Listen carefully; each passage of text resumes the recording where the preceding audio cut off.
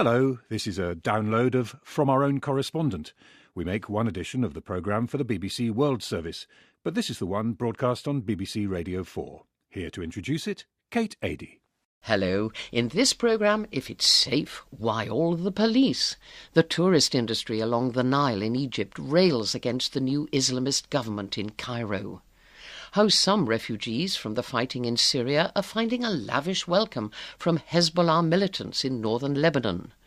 We learn that dreams can come true for the orphans of Romania, but they may have to wait 23 years, and why English policemen had to listen to tales about County Fermanagh long into the balmy night. The Egyptian Minister of Tourism, Hesham Zazu, resigned yesterday in protest at the appointment of a new governor in the city of Luxor. The man, Adel Khayat, has links to a former militant group which was behind a deadly attack on tourists in the 1990s. The Egyptian Prime Minister has not accepted Mr. Zazu's resignation, but the minister says he won't resume his work.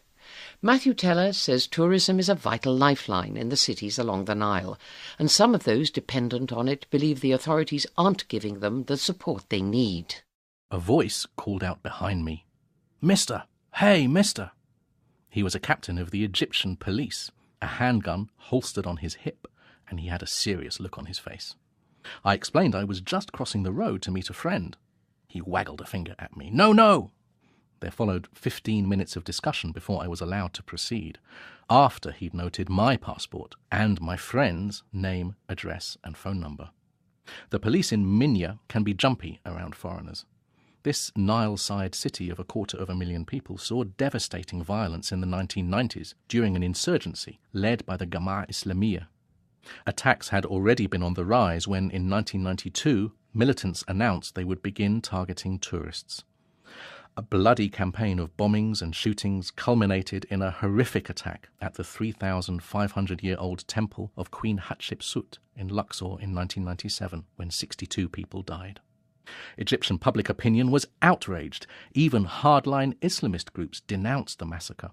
The subsequent government crackdown killed many militants in and around Minya and put many more in jail. By then, tourism to the whole central section of Egypt was at or near zero. Cruise ships were withdrawn from the long stretch of the Nile between Cairo and Luxor. Cities at the heart of the insurgency, such as Minya and its neighbour Asyut, disappeared from tourist itineraries.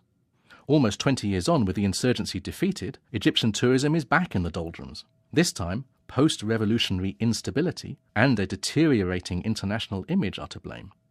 Both are compounded by a faltering Muslim Brotherhood government, for whom it's hard to find much enthusiasm among Egyptian travel industry bigwigs. "They don't know how to run a country," one tourism executive fumed to me, "but they do know how to spread their influence." In Minya, as elsewhere around Egypt, the new governor is a Muslim Brotherhood placeman. I drove to see his cliff-top residence, its high walls bedecked with fairy lights, on the edge of New Minya, a Mubarak-era collection of mean little concrete houses packed around barren roundabouts. Despite generous housing subsidies, sand-blown New Minya is a ghost town. People prefer to live where they've always lived, down by the Nile. As streetlights came on in Minya's old quarter, highlighting rococo curlicues on the abandoned villas of 20th century cotton magnates, many people told me of a deepening atmosphere of political repression. "We need a new revolution," said Magid Nabil, who works for an Egyptian microcredit NGO. "If the president doesn't make a break with the Muslim Brotherhood, there will be all-out street war." This summer, tourism is returning to Minya. The ban on cruising has been lifted, and passenger vessels are once again plying the full length of the Nile, bringing tourists to previously hard-to-reach ancient sites. The startlingly colourful 4,000-year-old tombs at Beni Hassan, and Tel El Amarna, royal capital of Tutankhamun's father Akhenaten. But armed, plain-clothed police are posted aboard every ship, and police launches bob about in the wake. Tourists who wish to explore Minya or Asyut independently may do so only with police escort. If it's safe, why all the police? And if it's not safe, why are tourists being allowed back? "We're treading on eggshells," one boat manager told me. "We do what the police tell us." Egypt's tourism industry relies on mass movements of people, in aircraft direct to beachfront resorts, or in tour buses between archaeological sites. Personal encounters are kept to a bare minimum. That concentrates power in the hands of big business. Tourism brings in billions, yet most Egyptians scrape by on next to nothing. Something's clearly wrong, yet faced with current instability, many now hanker for the bad old days when at least the arriving planes were full. These days, 9 out of 10 hotel rooms in Luxor are empty. In Minya, still reliant on cotton, sugarcane and cement production, it's hard to see tourism making a difference. On a lane behind the brightly lit souk, Yahya Sanusi cracked a tired smile. He works a full day in Minya's tax office and then is out each evening until midnight, selling vegetables off a barrow to make ends meet. Everything is worse after the revolution, he told me. Safety is down, prices are up, people need bread and fuel, and we have neither. And then he looked hard at me to make sure that I got the message. Egypt's resources are being mismanaged, he said. Matthew Teller on the banks of the River Nile. It's more than 20 years now since the world learned of the shocking conditions in which many were living in Romanian orphanages. There was an instant reaction as television pictures of the neglected boys and girls were flashed around the world. This was shortly after the fall of the communist government there in 1989. Contraception and abortion had been banned under the dictator Nicolae Ceausescu. As the birth rate soared, many children were abandoned and locked away in terrible conditions, along with the disabled and mentally ill. Appeals were launched, money was raised, and people keen to help flew in from around the world. One of them was Tessa Dunlop. She's just been back to Romania to see if, 2 decades on, the lot of the orphans has improved. To arrive in Siret is to arrive at the world's end. The train from Bucharest, clatter-boom through the night, goes only as far as Suceava, an historic city mauled by the communists. Immediately after the '89 revolution, I travelled from here to Siret in an elusive taxi. Now Catalin, with his own hire car firm and a canary yellow cap, waits for me at the station, ostentatiously dusting down his Vauxhall Astra. The drive, hurtling between cabbages and corn, horses with their carts, and a pink sky that crashes into the Moldovan plains, is a reminder of how far you've come from the dusty fug of Bucharest's Garda Nord. Siret was a quiet border town, spitting distance from the vast expanse of the USSR. Change came abruptly in 1990, when its secret was exposed on an international stage. In a 4-storey former Austrian army barracks, Romania hid its largest gulag for abandoned and disabled children, far away from the capital. Communists didn't cope well with imperfection. In came the foreign do-gooders. The broken orphans learnt to cry, and Siret's entrepreneurs sourced German beer for their prestigious newcomers. Some charities lasted the course, others moved on with the rolling tide of news. But amidst the global opprobrium, Siret and many of its abandoned young stayed put. They are adults now. Few were adopted. It turns out Westerners don't cope well with imperfection either. Eventually the barracks was abandoned. The 100+ adults unable to live independently were moved to another austere stone building, smaller this time with wire nettings and landings overlooking a concrete courtyard. Dribs and drabs of foreign money have paid for new sheltered accommodation for the lucky few. But more than 20 years after the revolution, the most vulnerable adults still rock back and forth in a building that resembles a human hen coop. When they saw us, the young adults ran over, euphoric, anticipating attention, touching the camera, hugging me and the other visitors, keen for a small shard of love, a reminder of what it used to be like when the foreigners came to play. 2 decades on, and the familiar smell of sweat and wet stone walls hasn't gone away, nor the disturbing noises of those unable to express themselves. But there is a key difference between now and then. He is called Tibi Rotaru.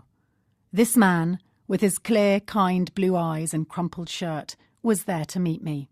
A local lad of just 17 when the first wave of foreigners came, Tibi was roped in as a translator. The volunteers had found their first and most important ally. He went on to Bucharest, then Germany and Holland, to study psychology, before eventually moving back to Siret and taking over responsibility for the orphans. It is this unassuming man who has turned a small community once scarred by a legacy of child abuse into an oasis of tolerance. The young adults now wander freely about the town. They sweep the church steps, cadge cigarettes and laugh with the locals. You can spot the ones from the hospital. They are smaller than everyone else. Even the able-bodied are hunched. Despite their tender years, they have haggard faces, and their stumbling gait gives away the horror story that was their childhood.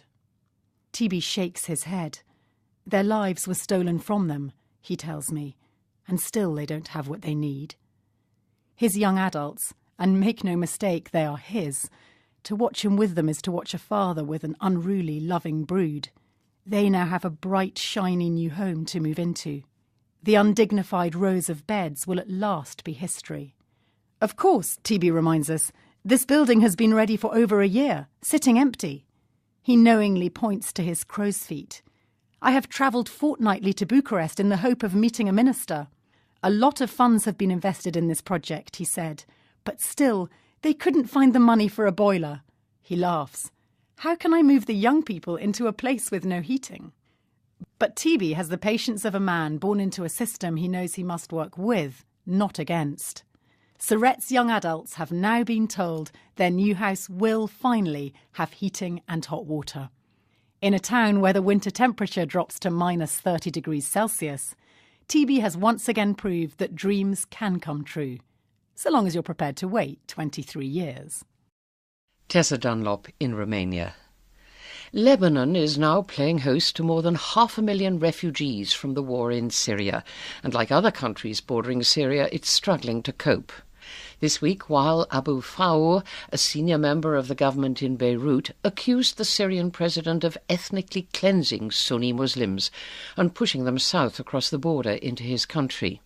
But Shiite Muslim families have also been displaced, and as Sakar al-Makati has been discovering, some of them are finding a warm welcome in Lebanese communities loyal to the militant Hezbollah group. We were so scared in Syria. When we arrived in Lebanon, there was no more fear, says refugee Faisal Khairuddin. But now I'm worried the Syrian war is spreading. When rockets fired by Syrian rebels started landing in the Lebanese town of Hermel, he was convinced the war had followed him across the border, because he'd fled here from Homs at the start of the revolution. Armed groups started popping up in our neighbourhood. There was random shooting. We knew we had to leave, he says. Hermel is a Lebanese provincial capital. It's just across the border from the war-ravaged Syrian town of Qusayr. It's a Hezbollah stronghold. In the town centre, there are posters of Hassan Nasrallah, the group's leader, and President Assad standing side by side. The first rocket to hit Hermel landed just a few metres away from the party's local headquarters. Whatever its intended target, officials claim the missile narrowly missed a wedding party. The barrage is widely thought to have been revenge for the militant group's decision to send men into Syria to fight alongside Bashar al-Assad's army. While Hezbollah fighting men cross into Syria from Lebanon, refugees flow in the opposite direction. The ones who arrive in Hermel, who are mostly Shia, Khairuddin claims, are given a flat and $250 a month by the party. The Lebanese state, the officials, they didn't do anything for us. Hezbollah were the only ones who supported us, he says. While rival Lebanese parties send arms and fighters to the Syrian regime or to the rebels, the Beirut government has stuck to its so-called disassociation policy. Politicians of all shades fear that Syrian refugees, the majority of whom are Sunni, will upset Lebanon's jealously protected sectarian balance. Some are eager to make life as difficult as possible for the Syrians. In some towns, nightly curfews have been imposed. Some MPs have proposed closing the borders, and the government has refused to allow the UN to build refugee camps. The authorities' hands-off approach has allowed the refugee situation to become polarised, with Shia refugees welcomed by Shia Hezbollah. 1,200 families are thought to be in Hermel and the surrounding villages, including Khairuddin's extended family, and they're all receiving cash from the Iranian-backed group. They're the lucky ones. An hour south of Hermel is Shitura. Hidden behind a warehouse is a strip of farmland. A rubbish-filled stream trickles through the site, and a goat wanders between the shelters. This self-built refugee camp is home to 200 families. The sides of the shelters are made out of discarded packaging and what looks like advertising billboards. There's not enough material to cover the floor, so the families are sleeping on rough, uneven ground. Dozens squeeze into each shack. They're surviving on a diet of potato and grain. We're only living because death didn't come to us yet, says Sihab Assad, holding her son in her arms. We've run out of food. If you've got connections, you get help, she shrugs. If not, no one will help. With no ties to any political parties, Assad and her family are forced to fend for themselves. As night falls, 3 men are still hurriedly hammering together planks of wood as they build another shelter before the camp descends into total darkness. New people arrive every night, one of the men tells me. These farm workers and their wives, mainly from Aleppo, have to pay for the privilege of this awful existence. A local farmer charges each family $350 for their plot of land. As more refugees arrive, the food and the money is running out. The local council gives us toothbrushes, says Ziad Abdurrahman Al-Akra. We can't eat that. We need food and clothes. The children are covered in boils, a symptom, Assad tells me, of drinking dirty water. The refugees dug a well, which she says a 3-year-old boy from another family drowned in. Some of the men have tried day labouring, but Al-Akra tells me they've been beaten up by Lebanese workers fearful of the competition. Now we're even scared to go out in the mornings in case someone comes and sets fire to our shelters. The government in Beirut buries its head in the sand because to do otherwise would be to take sides. As the sun sets, we sit on the grass drinking tea. We were not poor. We had lives in Syria, says Al-Akra. We just want to be treated with dignity. And that's Saka al-Makadi. California was once home to numerous Native American tribes. Between them they spoke something like 100 different languages. Many are still in use today, but the elders, the ones fluent in those tongues, are dying, and with them some of the links to a distinctive traditional way of life.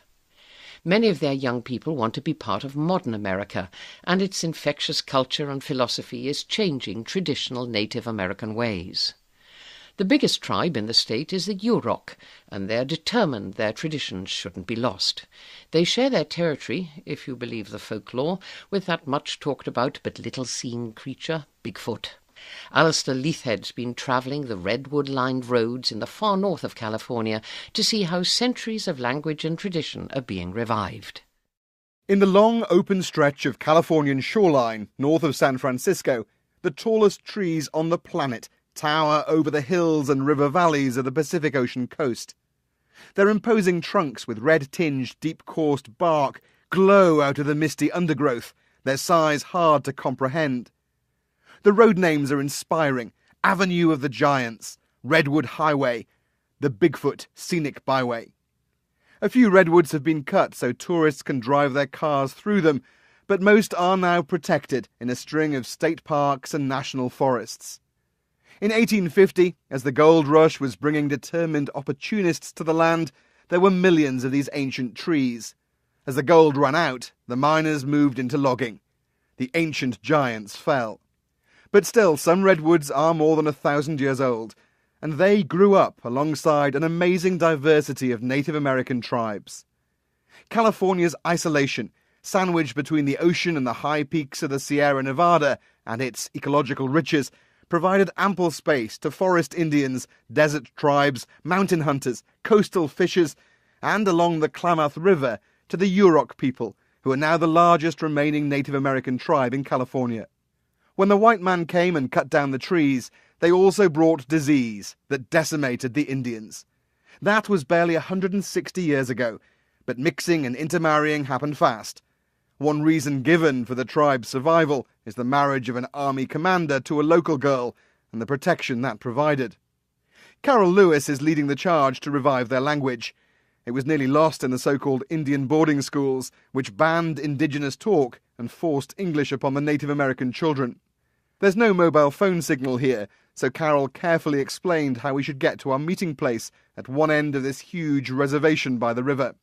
We were to visit their primary school. At this school, in an ironic reversal of history, the children can only speak Yurok for at least half of the school day. Neatness, neatness, the teacher said again and again. It means look. She held up leaves, and the children repeated parrot fashion their ancient names. But in many ways they seemed like any other modern American youngsters. They fought over a basketball at playtime, dressed as kids would anywhere in the US. But the first thing that gave away the centuries, the millennia of history here, were the 3 black striped tattoos running vertically on the young teacher's chin, 2 from the corners of her mouth, 1 down the middle.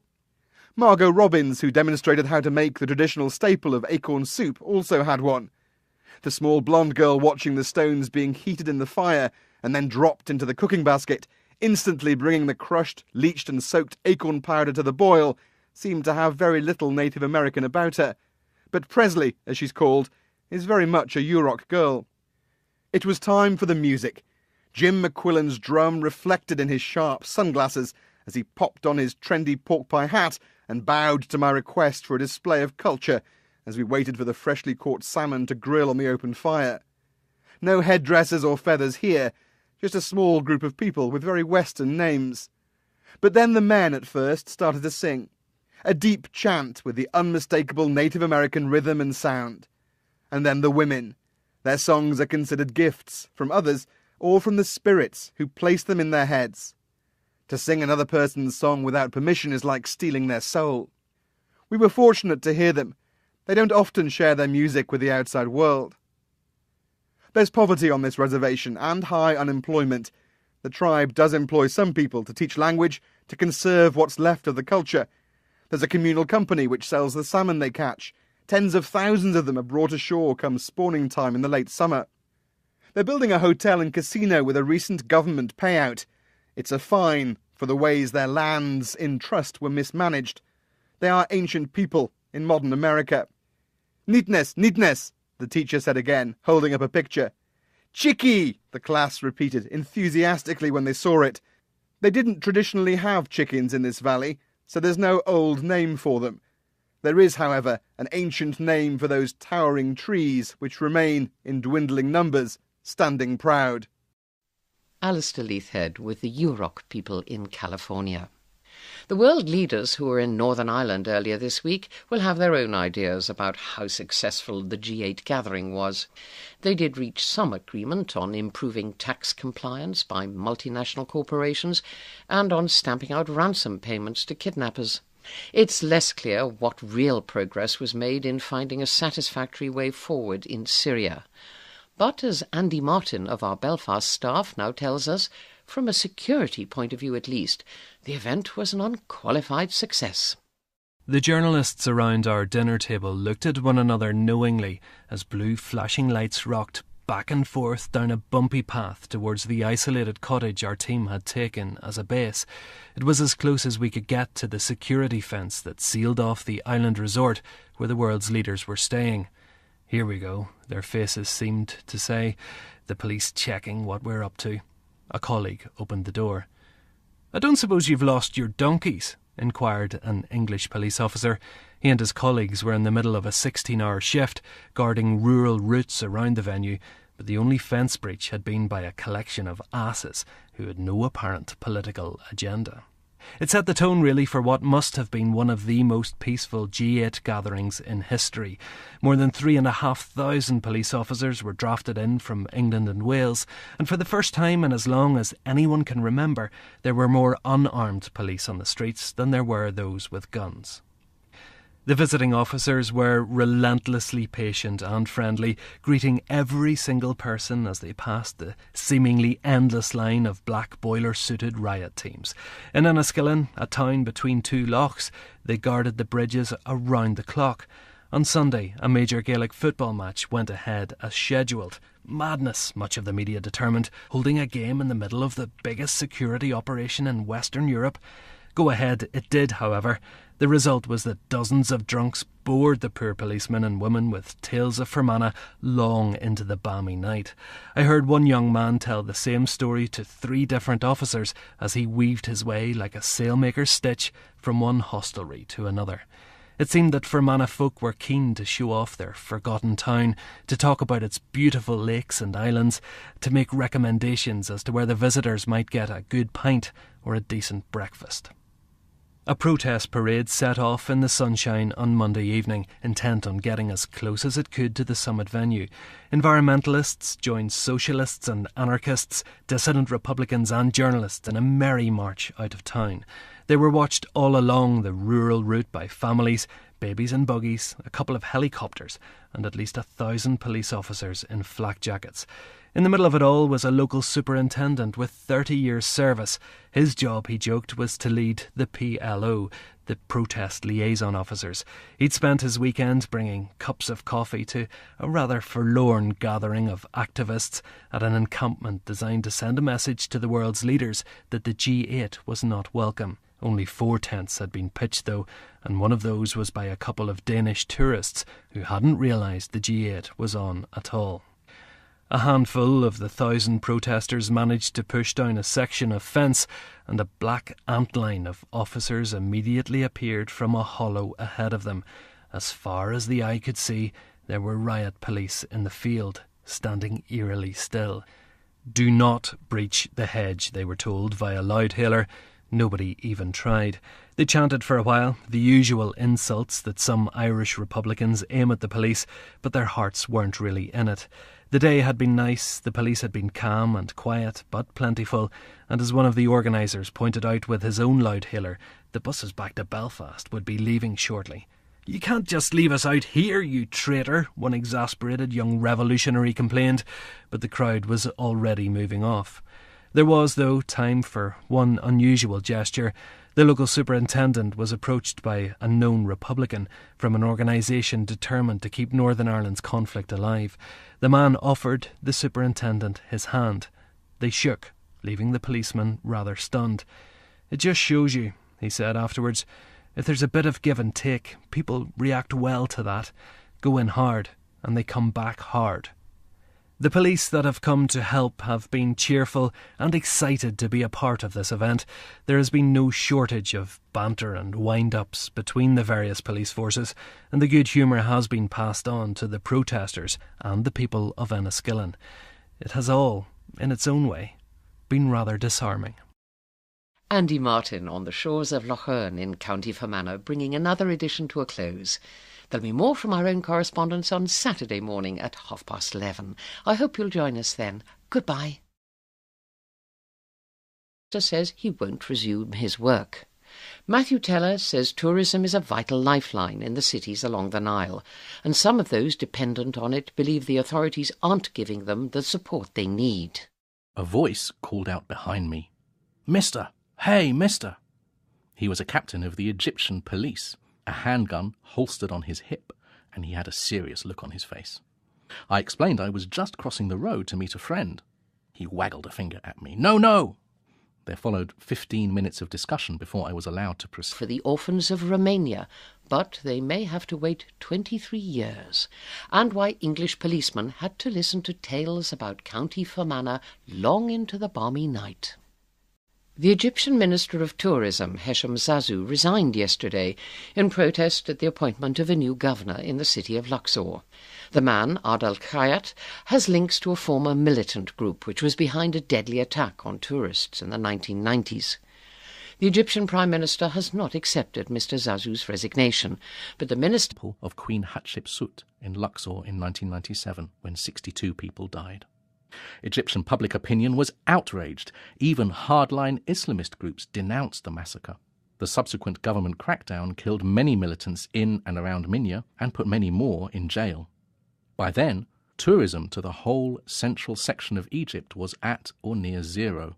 Cruise ships were withdrawn from the long stretch of the Nile between Cairo and Luxor. Cities at the heart of the insurgency, such as Minya and its neighbour Asyut, disappeared after he'd noted my passport and my friend's name, address and phone number. The police in Minya can be jumpy around foreigners. This Nile-side city of 250,000 people saw devastating violence in the 1990s during an insurgency led by the Jama'a Islamiyah. Attacks had already been on the rise when, in 1992, militants announced they would begin targeting tourists. A bloody campaign of bombings and shootings culminated in a horrific attack at the 3,500-year-old temple. Hello, this is a download of From Our Own Correspondent. We make one edition of the programme for the BBC World Service, but this is the one broadcast on BBC Radio 4. Here to introduce it, Kate Adie. Hello. In this programme, if it's safe, why all the police? The tourist industry along the Nile in Egypt rails against the new Islamist government in Cairo. How some refugees from the fighting in Syria are finding a lavish welcome from Hezbollah militants in northern Lebanon. We learn that dreams can come true